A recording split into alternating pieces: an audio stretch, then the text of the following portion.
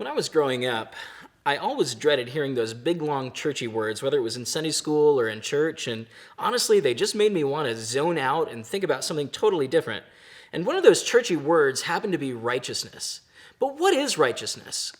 If we look in a dictionary, it's going to tell you that righteousness is the quality of being morally right or justifiable. And it is. To put it super simply, to be righteous simply means to be morally on the correct side of things. However, I've got a different, even simpler definition for righteousness that I'm going to share with you in just a minute. But before we do that, I want to read our scripture, which is Matthew 5:17 through 20, that says, "Do not think that I have come to abolish the law or the prophets. I have not come to abolish them, but to fulfill them. For truly I tell you, until heaven and earth disappear, not the smallest letter, not the least stroke of a pen will by any means disappear from the law until everything is accomplished. Therefore, anyone who sets aside one of the least of these commands and teaches others accordingly will be called least in the kingdom of heaven. But whoever practices and teaches these commands will be called great in the kingdom of heaven.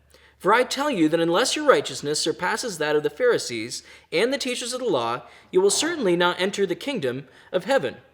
Now, obviously, in this passage, some people thought that Jesus had come to start a brand new doctrine, and it basically said, let's rip up the Old Testament, throw it away, and start all over. But that's not what Jesus was saying. In fact, he's saying the complete opposite of that. What Jesus is saying is that he is the fulfillment of the law. You see, everything about the Old Testament, the law and the prophets, was to point towards the coming of Jesus and preparing the way for him. In fact, Jesus is the culmination of the Old Testament. If we were to think about the Old Testament as if it was one long, coherent book, the final chapter would just simply be titled Jesus. He was the end product of the Old Testament. However, the main point that Jesus is making in these verses was to tell us to live righteously. But what is Jesus' definition of living righteously, to be morally right? When Jesus is speaking these words, he's getting ready to lay out many points, everything from murder to love. And in each of these points, he's going to actually lay out two different things. He's going to say, here's what the world says about this moral point. And then he's going to say, but I tell you. And when Jesus tells us something, we need to listen.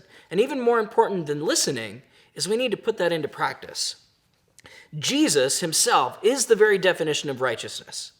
If we want to live righteously, then we should strive to live according to the ways that Jesus laid out for us and not live by our own morals and our own rules and our own justifications about what is right and what isn't. If Jesus said it, then for us, that should settle it. When Jesus speaks of righteousness, he's speaking of a life that's lived in obedience to his ways. And all too often today, we try to justify our own thoughts or our own views by bending Scripture to match our thoughts and our views, whether it actually does match it or it doesn't. However, what we should be doing is the opposite. We should be looking at Scripture and then bending our thoughts and our views to match what Scripture says. That is what living righteously looks like, to align our actions, to align our thoughts, to align our views to that of Jesus. Romans 10:4 talks about the same idea. It says, "For Christ is the end of the law, to bring righteousness to everyone who believes." If Jesus is the very definition of righteousness, we should be doing everything we can at all times to live our lives modeled after Jesus and what he tells us to do. I know that I definitely have some work to do in that area. What about you?